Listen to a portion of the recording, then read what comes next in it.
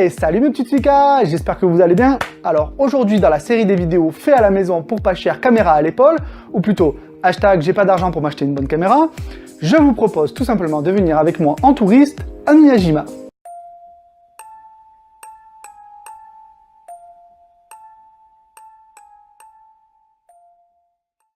Miyajima? What?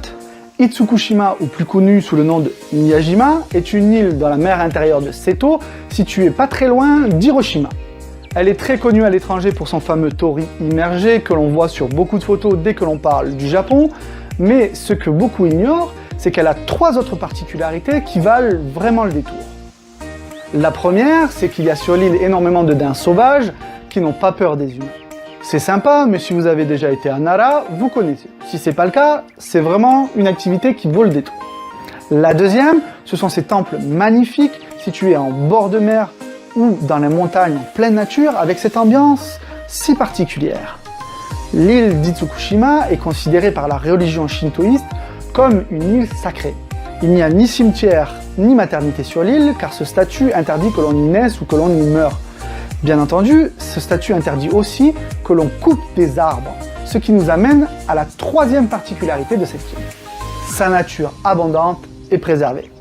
Plusieurs chemins et sentiers de randonnée s'offrent à vous pour visiter cette île où il n'y a quasiment pas de route.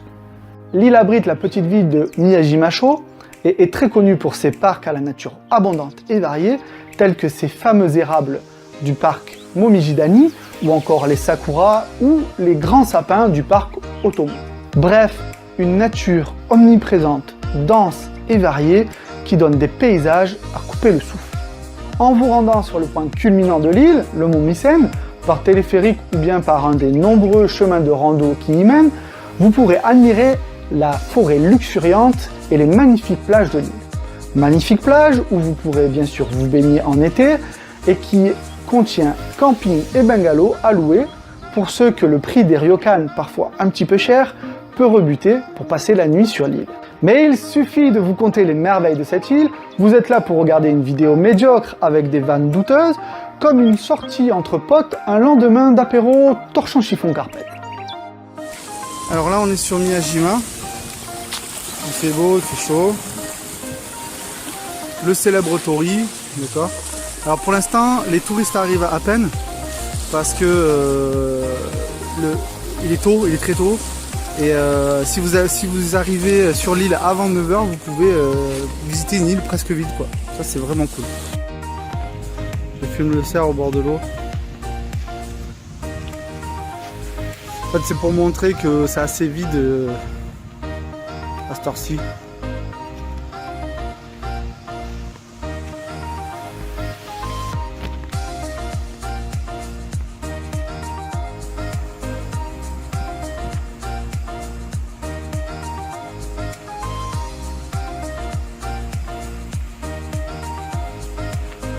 Là c'est le Otomo Shrine, pardon. Et c'est hyper calme. Une petite rivière qui coule à côté. Il n'y a personne de bon matin. Parce que c'est un peu au bout de l'île. Mais c'est superbe quoi. La route là.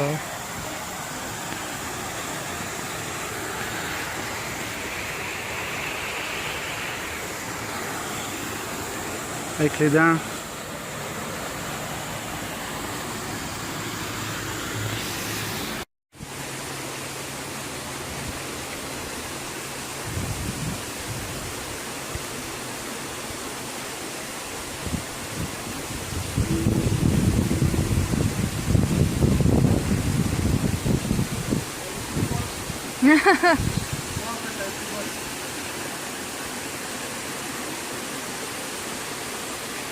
Alors on voit les petites carpes koi là, la petite pagode, toujours à Miyajima, les giseaux.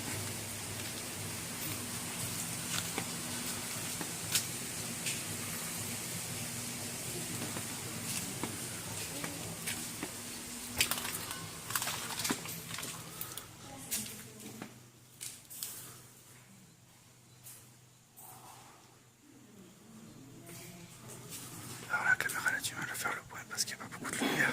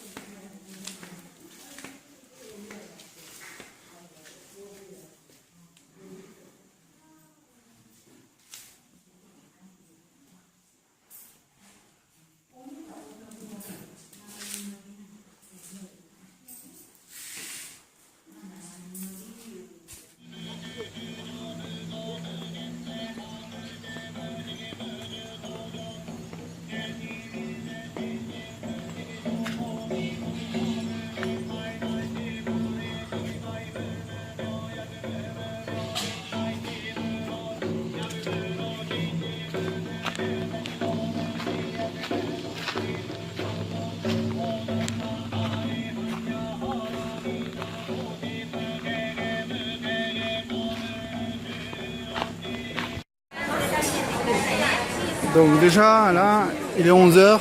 Je sais pas si vous voyez la différence, c'est déjà pas la même ambiance. C'est beaucoup plus bruyant, il y a beaucoup plus de monde.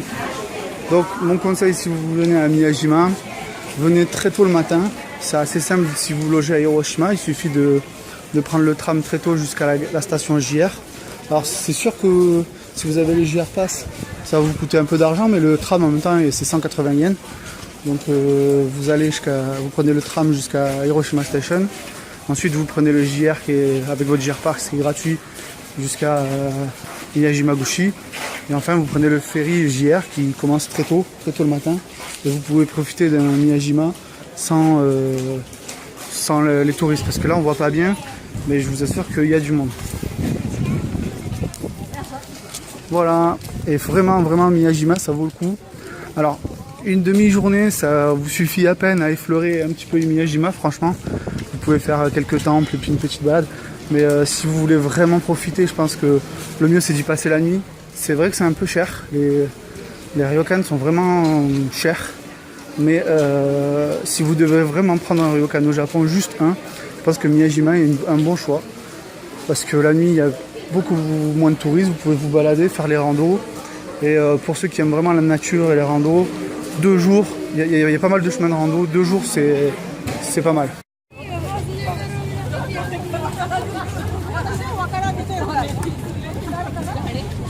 Voilà pourquoi il ne faut pas aller à Miyajima en fin de matinée, début d'après-midi. Ça, c'est juste pour prendre le ferry. Donc encore une fois, si vous devez aller à Miyajima, je vous conseille de justement y aller le matin, très tôt, ou le soir très tard. Mais le dernier ferry est à 22 h. Donc voilà. J'espère que cette vidéo vous aura plu. N'hésitez pas à partager, liker ou à vous abonner à la chaîne, ça fait toujours plaisir. Bien entendu, partagez dans les commentaires en bas de cette vidéo vos propres expériences sur l'île de Miyajima. Et n'hésitez pas à nous poser toutes les questions que vous souhaitez, on essayera d'y répondre. Et comme le dit un grand homme que j'aime, Hasta la